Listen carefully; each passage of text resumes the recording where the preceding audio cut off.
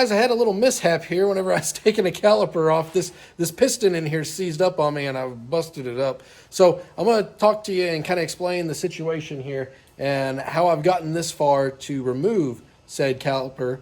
That way, in case you have one that seizes up or you need to replace one, exactly how to do it. First things first, obviously, you've got to support this thing and jack it up in a safe way to get the wheel off. You should just be able to hit all your lugs there. Whatever vehicle you're working on, doesn't really matter. Pull your lugs off, pull your tire off, and then what you're gonna see is what I've got here. So this is the caliper, and see how I've jacked up that piston? I gotta go to AutoZone and get one here. I'm leaking brake fluid everywhere. The idea and the theory is that this guy sits right over those brake pads in this rotor like this. And there's a bolt right up top there where you can see that purple grease. And then there's one right down there where I'm pointing my finger. You undo both those bolts, pull them out, and then you got to shimmy and shake this thing off. And that's where I messed up because this piston was seized and causing the brake to get hot. That's why we're looking at this today. And I had to beat this dang thing to get it off, and I've absolutely ruined this piston. So now we're going to take this caliper off, and I think all we got to do that is, looks like, take off this brake line that's right here. I'm going to guess maybe that's a 10 millimeter nut. And what I'm going to try to do is get a clamp on this brake line so hopefully I don't lose any more brake fluid. An attempt to try to limit the amount of brake fluid that I'm going to lose. You can see I've got my vice grips very, very loosely on this. You know, I'm not trying to break the brake line, but also I don't want to lose this fluid, get all over my floor, my hands. This stuff's really not good for you or paint or anything else. So it turns out I was wrong. It's not a 10, it's an 11 millimeter. So you can see I've got that on here, and I'm going to try to pull this brake line off, and I think we can rip this bad boy out. So it worked pretty good there. You can see I got her pulled off. Just literally unzipped that bolt. And because I'm clamped up, I don't seem to be leaking too much, a little bit of fluid here and there, but she'll be all right. And I just left the bolt in there with the little washer. So we got to take this to AutoZone and see if we can trade it in on a core. I don't know. They'll let us with that piston and leaking brake fluid. I'd rather do it here than in the other truck, though. So let's get this thing taken to AutoZone so we can swap the rest of it out. All right, one trip to AutoZone later, here we are with the new caliper. That's right. Well, this one, I didn't realize that, but it actually came with the bracket and everything. If I'm being completely honest, I just soon use my old bracket, so I'm going to see if I can take this one off and just use the caliper itself. So let's see if we can rip this thing off here without too much pain or grief. Oh, maybe. Well, that was fun. It probably makes more sense just to put this on while I'm in there, but yeah, we're just gonna rock with this. The other one's already on. I'm happy with it. So now we're gonna go set this over there. We're gonna take out this little screw here, and we need to connect the brake line over there. So we're gonna, if I don't drop all the washers, we are gonna reuse the screw here. With a little bit of light, we're back to where we were, folks. So now let's take a look at our brake line. And it looks like, you know, it's got a washer on, I think, both sides. This brake fluid is really not good. I'm going to get some gloves. Okay, let the fun begin. Let's, first of all, let's pick up some of these dirty rags off the floor covered in brake fluid. Okay, now that the gloves are nice and covered in brake fluid, let's get this job done. Okay, so we're going to come back up here to our brake line that we were looking at earlier. Let's see if we can get this the rest of the way out. All right, so what I'm running into is that the little washer on here is stuck, the little copper washer. So, man, I'm knocking brake pads down. So I want a full disclosure here. This video is strictly to show you how to do this caliper. With how that was seized and stuff, this is going to require more than just a pad slap. This is going to need new rotors in the works, basically. We need rotors and we need pads, but this video shows you how to do the caliper. I just want to disclose that because I know there'll be somebody saying, dude, you know, good on you for replacing the caliper, but why in the world are you not replacing the pads and stuff? We'll get to that in another video. Okay, let's see. I wonder if I could just twist. That might be the thing to do right there. See if we can twist this thing off. Okay, I'm going to grab this with my Cobra pliers. See if I can get the bolt to come out. What size was that? An 11, I think. so let's trust the 11. Make sure we're going the right way. I'm going to hold the bolt, or rather the copper washer down here. Oh yeah, it's going to twist out. And so far I haven't lost much more brake fluid than what was already in the caliper, so I'm pretty happy with that.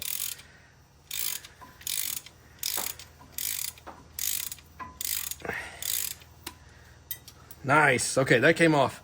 That old copper washer. I would like to use the new bolt. So if you don't have one of these are the Caliper Cobras.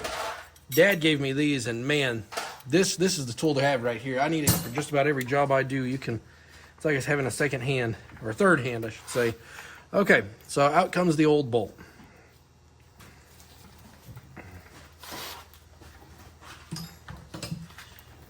And in case you guys were wondering, so you can see inside of there's a little hole.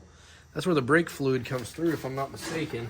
And that's where, on this side, you're going to notice the bolt has a little hole. That's how fluid flows. So what you need is you need a copper washer on top, and you need a copper washer on the bottom, like this. And that's how you mount it down on your new caliper. And the idea is that you're going to squeeze these copper washers, and this copper is a soft metal, so it's going to kind of squeeze it down, clamp it down to where you won't have any leaks, in theory, right? So we'll take our new caliper, we're going to swing it up here, the pistons go on the front. And oh yeah, I noticed that these, I got to looking and I'm like, what is this in here? We'll take a look. They have little plastic covers on the, it has a little cover on here. I don't know if you need that or not. Based on the fact that it's pretty well seized on there, I'm going to say yes, so I'm just going to leave it on there. So let's see, we're going to set this thing up here and get her hooked up. All right, so brake line. Put that copper washer on the bottom like so. Goes in. I think facing downwards will work. I can't remember. This is why it's important to pay attention to what you're doing. Maybe the top. I think it's the top now that I look at it.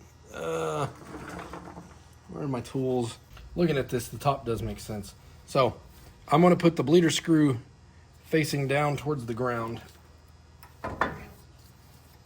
And we'll put this on, I think this direction.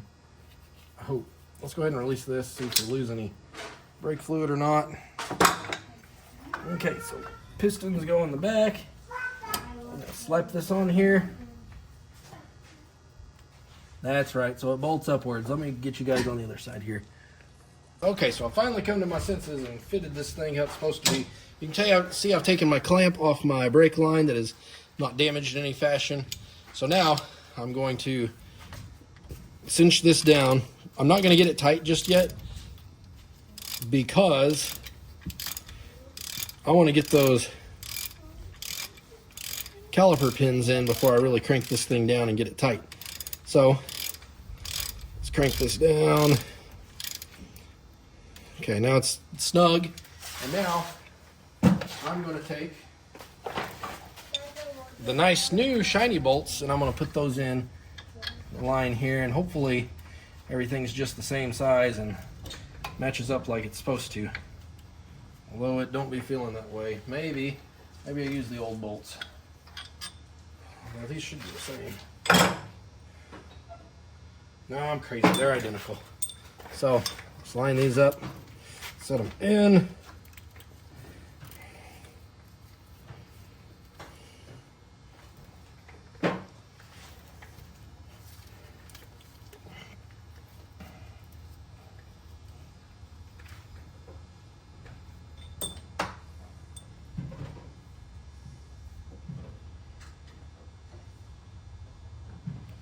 Virtually identical. Take my socket and start cranking her down.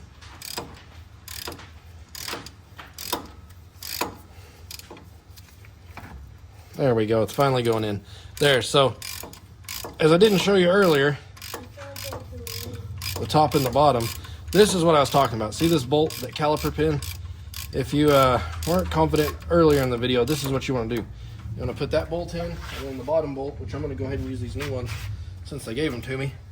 And the bottom bolt goes down here. You can't really see where I'm putting this in great, but down here you line it up with the hole, slide it all the way in, and then you want to tighten them down.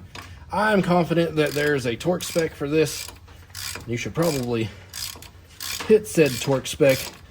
But I usually just crank these down as tight as I can with my 1/2-inch wrench here and call it good. Just about like that right there. So now we're gonna hit the bottoms.